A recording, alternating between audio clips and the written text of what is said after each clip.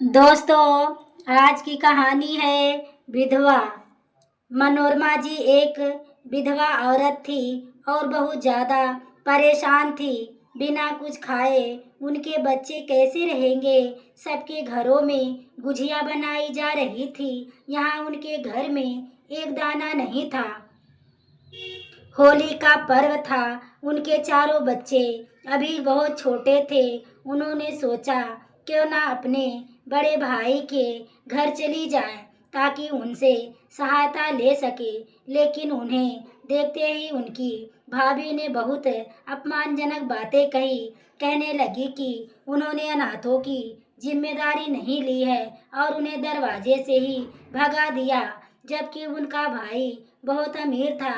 मनोरमा जी रोते हुए खाली हाथ घर लौट आई। उनके रोते हुए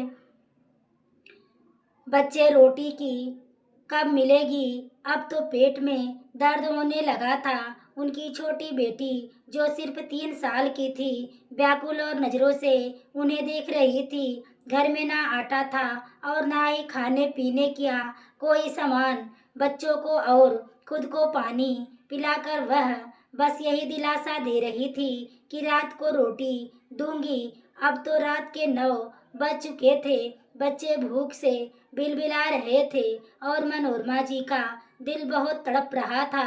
वह कभी नहीं चाहती थी कि उनके बच्चे भूखे रहें, लेकिन उनके पास कोई उपाय ही नहीं था। बहुत बार हिम्मत करके भाई अमिकराज के घर जाने की कोशिश की, लेकिन हिम्मत नहीं जुटा पाई। जब से मनोरमा जी विधवा हुई थी, उन्हें एक एक पैसे के लिए मोहताज होना पड़ा और ससुराल वालों ने उन्हें 4 बच्चों के साथ घर से निकाल दिया था। उनके भाई अमितराज ने तो कभी पलटकर पूछा तक नहीं कि बहन जिंदा है या नहीं। उनकी आंखों से आंसू बह रहे थे। आखिरकार उन्होंने अपनी छोटी बेटी को सीने से लगाया और मजबूरी में घर से बाहर निकली। उन्होंने पड़ोसी के दरवाजे पर दस्तक दी। सामने वाली छाया आंटी ने दरवाजा खोला। मनोरमा जी को देखकर उनके चेहरे पर सिकन आ गई। वह बोली, क्या है? मनोरमा जी ने कहा, आंटी बस 2 सूखी रोटियां दे दो, बासी टुकड़ों में ही दे दो। मैं पानी में भिगोकर अपने बच्चों को खिला दूंगी। सुबह से कुछ नहीं खाया। भगवान के लिए हमारी हालत पर दया करो। शायद उनके दिल में थोड़ी दया आ गई थी। उन्होंने बासी टुकड़ों में से 2 सूखी सख्त रोटियां उन्हें दे दी और कहा, ले बस यही है, अब दरवाजा मत खटखटाना। कम वक्त कही की हट्टी कट्टी है पर शर्म नहीं आती मांगते हुए। मनोरमा जी अपने आंसू पोंछे और घर की तरफ लौट आई। उनके हाथ में रोटी देखकर उनके बच्चों के चेहरे पर खुशी की लहर दौड़ गई। रोटी बहुत सख्त थी। उन्होंने उसे तोड़ा, पानी में भिगोकर नरम किया और आंसू बहाते हुए अपने बच्चों को निवाला खिलाए। बेचारे वही रोटी चबाकर पानी के साथ निगल रहे थे और मनोरमा जी का दिल अंदर ही अंदर रो रहा था। गरीबी भी कितनी अजीब चीज है, और इस गरीबी में अगर कोई विधवा और बेसहारा की मदद ना करे तो ऐसे भाई का क्या फायदा। यह सोचकर उनके दिल से एक टीस उठी। उनके बच्चे ने बस इतने ही निवाला निगले थे कि पेट को थोड़ी तसल्ली हो सके। 4 बच्चे थे और चारों के हिस्से में बस आधी आधी रोटी आई थी। फिर से सब पानी पीकर वही आंगन में चादर ओढ़कर सो गए। अब तक उनके होठ सूखे हुए थे। अब तक मनोरमा जी के बच्चे नींद में बार बार अपने पेट पर हाथ फेर रहे थे। शायद भूख अभी भी बाकी थी। पेट अब भी अपना ईंधन मांग रहा था, लेकिन कोई नहीं था जो उन्हें इस हालत में देखा था। उनकी इस हालत पर दुख होता। मनोरमा जी उन लोगों में नहीं थी जो भीख मांग कर पैसे इकट्ठा करे और दुनिया के सामने रो सके। उनकी अंतर आत्मा इसकी इजाजत नहीं देता था। मनोरमा जी लोगों के घरों में काम भी किया। ऐसा नहीं था कि मेहनत से भागती थी। अपने बच्चों का खाना बनाकर दरवाजे पर ताला लगाकर दूसरे के घरों में काम करने जाती थी। लेकिन बड़े घरों के बड़े ही वसूल होते हैं। अमीरी के लिए कुछ और, गरीबी के लिए कुछ और। मनोरमा जी पायल दीदी के घर काम करती थी। वह भी उनकी तरह जवान और दो बच्चों की माँ थी। उनके पति भी मनोरमा के पति के उम्र का ही था। मनोरमा जी के पति चौकीदार थे। अपने मालिक के घर की सुरक्षा करते करते वह चारों के हाथों मारे गए। लेकिन उस मालिक ने दिलासा देने के सिवाय कुछ नहीं दिया। मनोरमा जी पायल दीदी के घर काम करने लगी। उनके पति की बुरी नजरें उन पर थी। एक दिन किसी काम से गई थी तो पायल घर पर नहीं थी। उन्होंने कहा, साहब जी मेरा हाथ छोड़िए, मैं इस किस्म की बुरी औरत नहीं हूँ। मेहनत करती हूँ और अपने बच्चों का पेट भी पालती हूँ। वह कहने लगा, मेहनत से तुम्हें मिलता ही है क्या? पूरा दिन गंदे बर्तन मांजती हो, कपड़े धोती हो, सफाई करती हो। महीने के बस 5-6 हज़ार मिलते हैं। उसमें तुम्हारा क्या चलता होगा? बस चंद घंटे मेरे साथ बिता लो, मैं तुम्हें 20 हज़ार दूंगा। मनोरमा जी ने कहा, साहब जी मेरा हाथ छोड़िए, मैं अपने बच्चों को ईमानदारी की रोटी खिलाती हूँ, खून पसीना तक करती हूँ, औरों के घरों में काम करती हूँ। हर औरत बिकाऊ नहीं होती। मनोरमा जी ने जबरदस्ती उस व्यक्ति से अपना हाथ छुड़ाने की कोशिश की। वह कहने लगा, आज तो तुम्हें नहीं छोड़ूंगा, तुम्हारी मर्जी हो या ना हो, मेरी मर्जी तो है। जब से तुम्हें देखा है मेरा दिल खराब हो गया है। यह कहते हुए वह जबरदस्ती उन्हें कमरे में ले गया। मनोरमा जी चिल्लाने लगी तो उसने उनके मुंह पर हाथ रख दिया।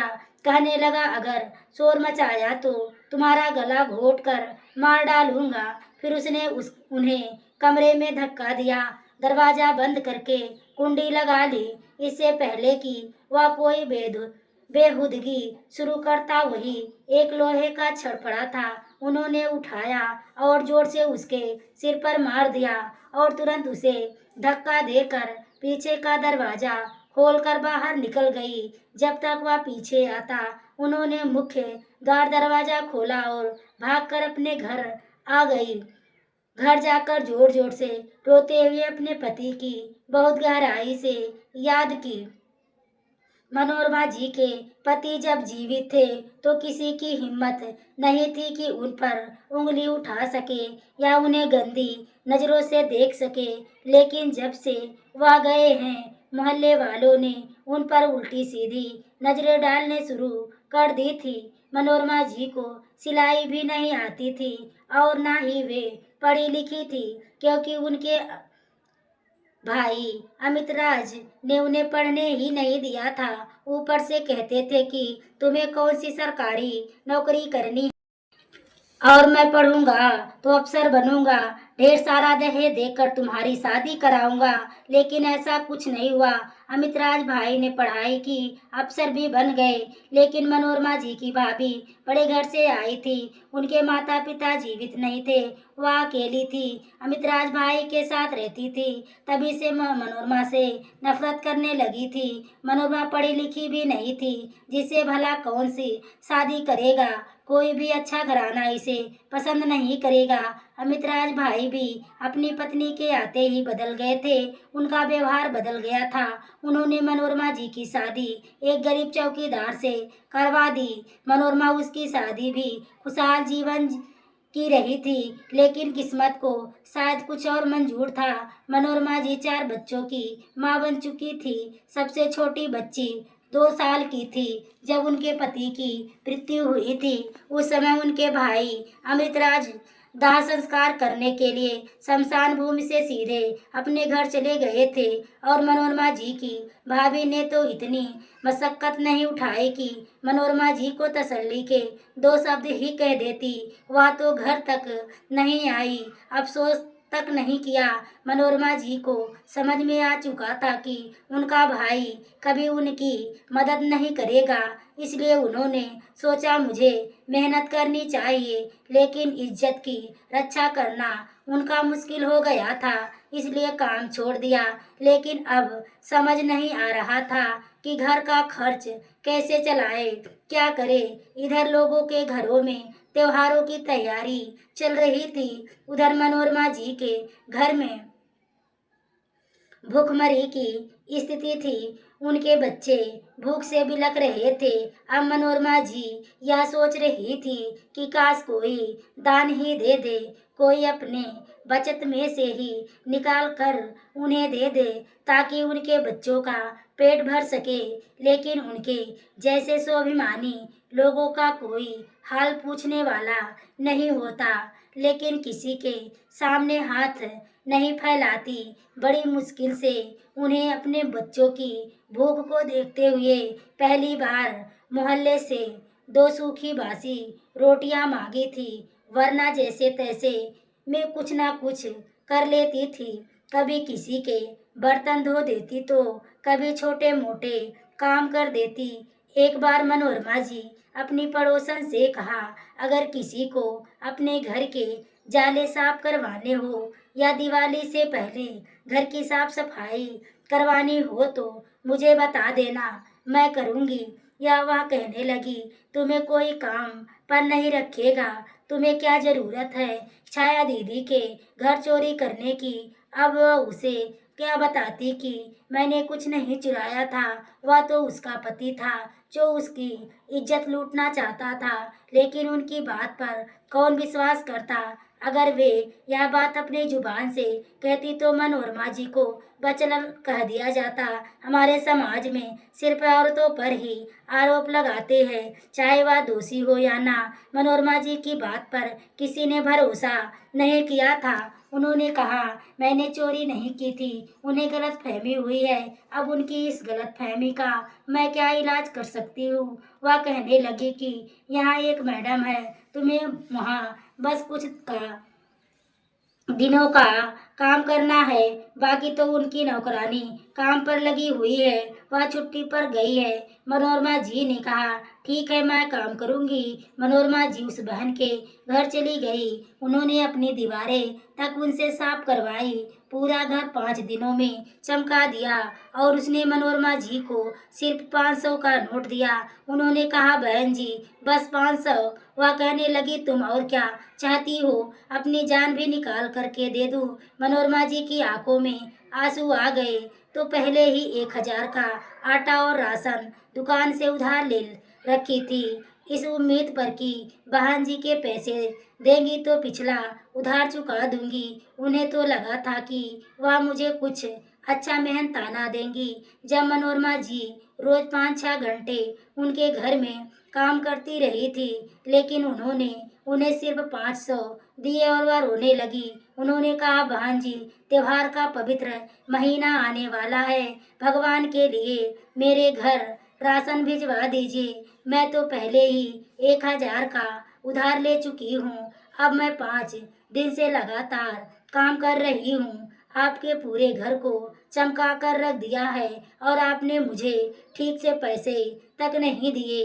वहाँ कहने लगी, चलो चलो यहाँ से निकलो, जितनी मेहनत की थी उससे ज़्यादा दिया। बहुत मिन्नतें करने के बाद उन्होंने बस 500 दिए और जो मनोरमा जी राशन वाले को दे दिए। जब उससे और आटा मांगा तो उसने मना कर दिया, कहने लगा, उधार नहीं दूंगा, तुमने तो तमाशा बना रखा है, उधार ले जाती है, अगर कल तुम्हें पैसे ना मिले तो क्या करोगी। उन्हें याद आने लगा कि हर दीपावली पर भाई गरीबों में राशन बांटता है और तारीफ होती है। उन्होंने सोचा मैं भी मदद मांग लूं, उनसे सहायता मिल जाए। चादर ओढ़ ली और भाई के घर की तरफ चल पड़ी। उनका 2 मंजिला का घर बन चुका था। अब उन्हें उसे गली को देखा तो एक ठंडी सांस ली। उनका सारा बचपन इस गली में खोजते हुए गुजरा था। यहाँ यही सोचा कि अपने बच्चों की भूख के चलते उन्हें एक दिन इस गली में दोबारा आना पड़ेगा। जब उनकी भाभी ने उन्हें विदा किया था तो उनके कान में कहा था कि अब मायके की चिंता अपने दिल और दिमाग से निकाल देना। हमारे भी बच्चे हैं, अपने खर्चे हैं, कोशिश करना कि अपने पति से ही अपनी ज़रूरतें पूरी करवाना। मनोरमा जी को यह बात उनके घट में बैठ गई थी। मनोरमा जी कभी मायके जाती तो उनकी भाभी का व्यवहार ऐसा होता कि दिल दुख जाता। उन्हें स्टील के गिलास में पानी तो दे देती थी, खाना तो दूर की बात, कभी चाय तक नहीं पूछती, बस पानी पिलाया और पूछना शुरू कर दिया, कब जाओगी, हमें कहीं बाहर जाना है।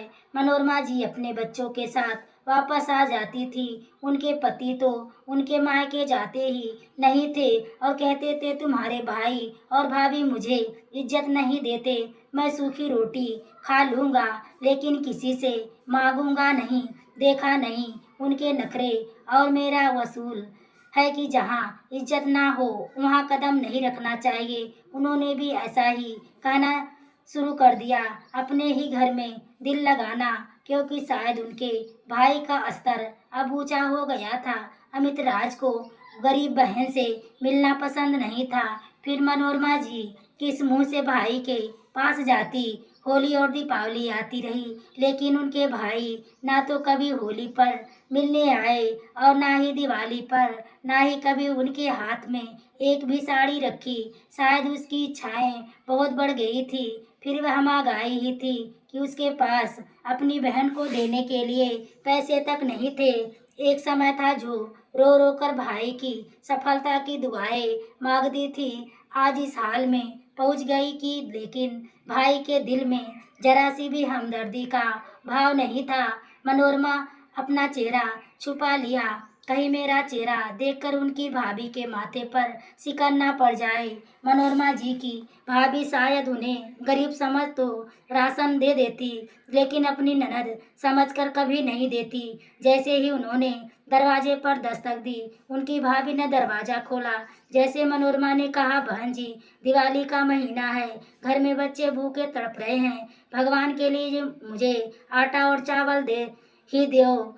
उनकी भाभी कहने लगी, चलो चलो यहाँ से, हम लोग पहले ही राशन बांट चुके हैं। मनोरमा ने कहा, ईश्वर के लिए कुछ तो दे दो बहन, अपने बच्चों का जूठन ही दे दो।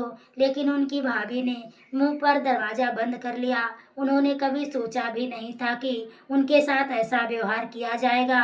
उस वक्त मनोरमा के भाई अमित राज अपनी गाड़ी में वहां पहुंचे। मनोरमा जी के भतीजे और भतीजी गाड़ी में बर्गर खा रहे थे और उतरकर आधे अधूरे बर्गर कचरे में फेंक दिए। फिर सब घर के अंदर चले गए।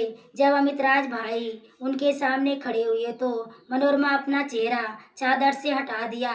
शायद उन्हें इस हाल में देखकर भाई का दिल पसीज जाए। उन्होंने मनोरमा को देखा और नजरें झुका ली। कुछ देर बाद बोले, क्या बात है मनोरमा?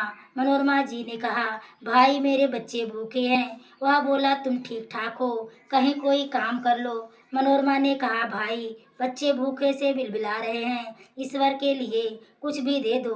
वह बोले, मैं दान पुण्य कर चुका हूँ, अब मेरे पास कुछ नहीं है। मनोरमा जी की आंखों में आंसू आ गए। उनके ही भाई ने जेब से सिगरेट निकाली, मुंह में लगाए और अपने घर के अंदर चले गए। मनोरमा जी कचरे से फेंके हुए बर्गर उठाए, अपनी चादर में लपेट लिए। उनकी आंखों से आंसू बह रहे थे। जब मनोरमा जी वहां से जा रही थी तभी किसी से जोर से टकरा गई। उनके हाथ से बर्गर जमीन पर गिर गए और मिट्टी में मिल गए। वह देखकर उन्हें बहुत रोना आ गया, क्योंकि उनके बच्चे रेत और मिट्टी वाले बर्गर नहीं खा सकते थे।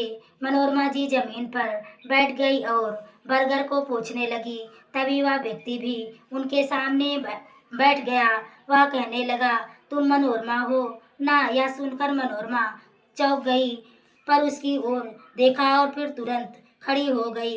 बर्गर को फिर से चादर में लपेटा और तेज कदमों से आगे बढ़ गई। उनका दिल जोर जोर से धड़क रहा था। काश उसने मुझे पहचान लिया होता।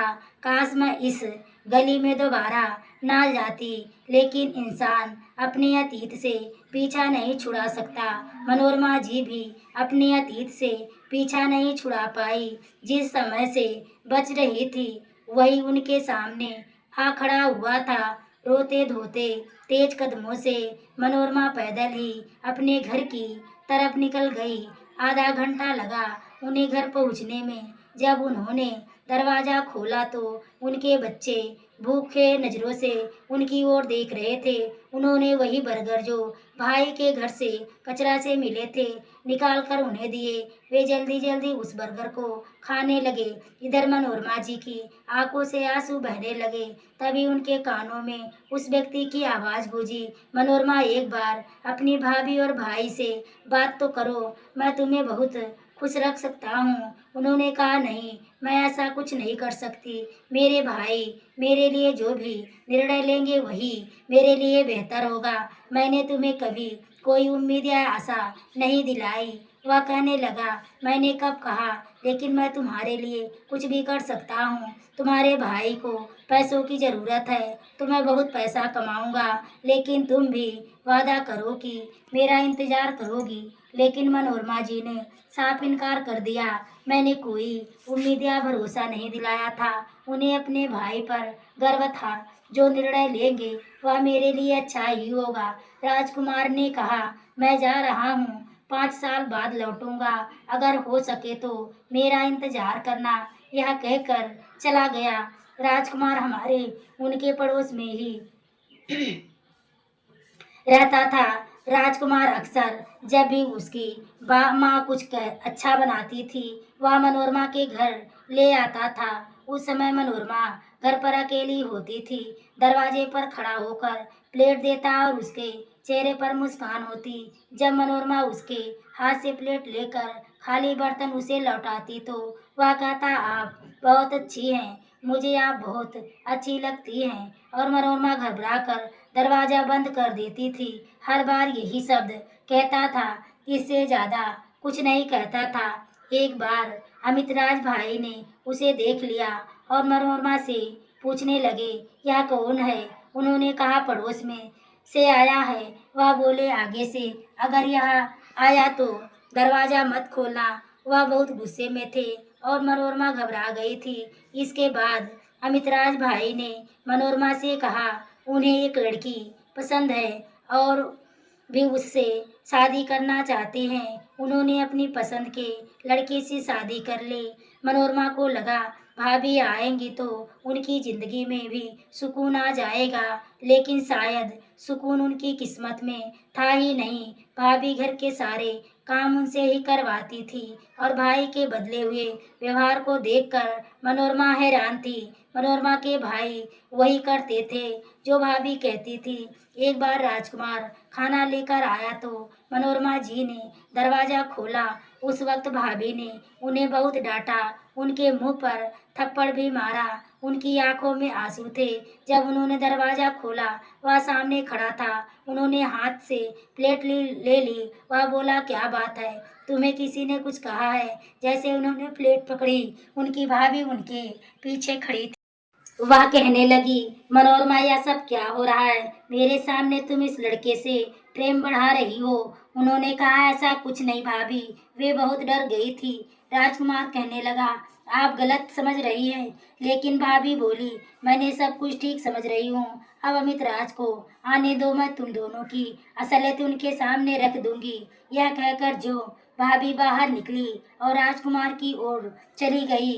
वहां जाकर उसकी माँ से बहुत बदतमीजी से बात की। तुम्हारा बेटा मेरी ननद को अपने प्यार में फंसाने की कोशिश कर रहा है और ना जाने क्या क्या कह चुकी थी। अगर तुमने अपने बेटे को काबू में नहीं रखा तो मैं इसे ननद पूरे मोहल्ले में बदनाम कर दूंगी। वह बेचारी शरीफ महिला अपने राजकुमार को 2 थप्पड़ मार। राजकुमार कहता रह गया, मैंने ऐसा कुछ नहीं किया, यह औरत झूठ बोल रही है। लेकिन उसकी माँ ने कहा, आज से तुम उनके घर नहीं जाओगे। उसने मनोरमा घर आना बंद कर दिया। बस एक बार आया था। उस समय मनोरमा कपड़े डाल रही थी। उसने कहा, बस मेरा इंतजार करना, मुझे 5 साल लगेंगे, मैं तुम्हें इस हालत से निकाल लूँगा। लेकिन मनोरमा ने उसका इंतजार नहीं किया। उन्हें डर लगता था कि कहीं उन अपने भाई की नज़रों में वह बुरी ना बन जाए। लेकिन जब भाई ने उनका रिश्ता राजनाथ से तय किया तो उन्हें राजकुमार को बहुत याद किया, क्योंकि राजनाथ एक चौकीदार था, एक बंगले के बाहर पहरेदारी की नौकरी करता था और उनकी भाभी के कहने पर भाई ने उनका रिश्ता उसके साथ जोड़ दिया। इनकार करने का अधिकार तो मनोरमा का भी नहीं था, लेकिन अगर वह मना करती तो भाभी उन पर कैसे कैसे आरोप लगा देती। मनोरमा राजनाथ के साथ भी खुश रही। आज राजकुमार से आमना सामना हो गया।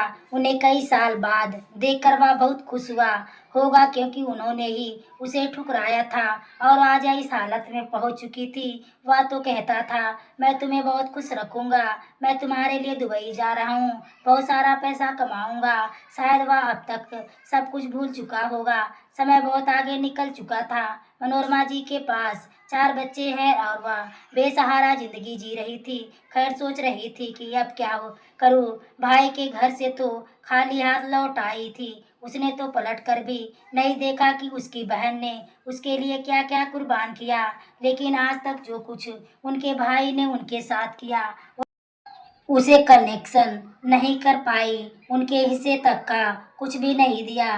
कर कहता था सब कुछ उसी का है, माँ बाप की छोड़ी हुई संपत्ति उसी के पैसों की है, बहन जैसे थी ही नहीं। मनोरमा जी यही सोचों में डूबी हुई थी। इतने में दरवाजे पर ने दस्तक हुई। सामने राजकुमार खड़ा था। मनोरमा जी उसे देखकर रोने लगी। क्या अंदर आने की अनुमति नहीं दोगी? मनोरमा जी ने कहा, नहीं, अब मेरे पति जीवित नहीं रहे और मैं किसी पराये पुरुष को घर में आने की अनुमति नहीं देती, वरना मोहल्ले वाले जीना मुश्किल कर देंगे। मेरे पति की अपनी छत है, जहाँ मैं छत छुप पाए यहाँ छुपी हुई हूँ। आप यहाँ से जा सकते हैं। फिर अगले दिन ही फिर राजकुमार की दस्तक हुई। उनके हाथ में कई बड़े थैले थे, ढेर सारा सामान था। उसने कहा, इसको रख लो। मनोरमा जी ने कहा, नहीं, मेरे पास किसी चीज की कमी नहीं है, आप इसे वापस ले जा सकते हैं, भगवान का दिया हुआ मेरे पास सब कुछ है। राजकुमार ने कहा, मैं सब जानता हूँ, इसे रख लो, मुझे खुशी होगी, और यह मेरे बच्चों का दान दक्षिणा नहीं है। मनोरमा जी के बच्चे सारा सामान देखकर बहुत खुश हुए। उसने आटा चावल दाल चीनी सारे सामान थे और आज मनोरमा जी दाल चावल रोटी सब्जी बनाई और उनके बच्चे खुशी खुशी बहुत दिनों के बाद भरपेट खाना खाए और हाथ जोड़कर ईश्वर से दुआएं मांगने लगे। अगले दिन राजकुमार फिर आए और कहने लगे, अगर तुम चाहो तो मैं तुम्हारा सहारा बनूं। मनोरमा जी ने कहा, आपकी पत्नी क्या इस बात की इजाजत देंगी? राजकुमार ने कहा, कौन सी पत्नी, जब पत्नी होगी तब ना। अगर तुम इशारा करो तो मैं तुम्हारे बच्चों की देखभाल कर सकता हूँ। आपके बच्चे के लिए पिता भी मिल जाएंगे। आपको पति। मनोरमा जी को एक सहारे की जरूरत थी। आज वो हाँ ना कर सकी और दीपावली के पहले ही दोनों ने शादी कर लिया। राजकुमार भी मनोरमा के भाई के टक्कर का था। उसके पास गाड़ी घोड़ा बंगला सब कुछ था। उधर मनोरमा के भाई अमित राज की करोड़ों की कंपनी में आग लग गई। उनका सब कुछ बर्बाद हो गया। आज रोड पर आ गए थे। राजकुमार का मकान मनोरमा के भाई के बगल में ही था। जब उन्होंने मनोरमा को देखा तो मनोरमा की भाभी ने तुरंत ताना कसने लगी। मैं जानती थी यह ज्यादा दिन तक अपने पति के नाम पर नहीं रह सकती। इस बार मनोरमा ने नहीं बोला, बल्कि राजकुमार ने उनका जवाब दिया कि आप जैसे भाई भाभी हो तो कौन बैठ सकता है। आज मनोरमा जी के पास सब कुछ था, उनके भाई के पास कुछ भी नहीं था। आज उनके बच्चे भूख से बिलबिला रहे थे और मनोरमा जी उनकी मदद भी करती थी। दोस्तों, अगर किसी भी भाई के पास अगर कोई विधवा बेसहारा बहन हो तो उसके साथ गलत ना होने दे और ना करे। दोस्तों, आपको क्या यह कहानी कैसी लगी? कमेंट में अपनी राय जरूर दें। कहानी अच्छी लगी हो तो वीडियो को लाइक शेयर सब्सक्राइब करें। आगे के नोटिफिकेशन के लिए बेल आइकन को जरूर प्रेस करें। पूरी कहानी को सुनने के लिए आपको तहे दिल से धन्यवाद।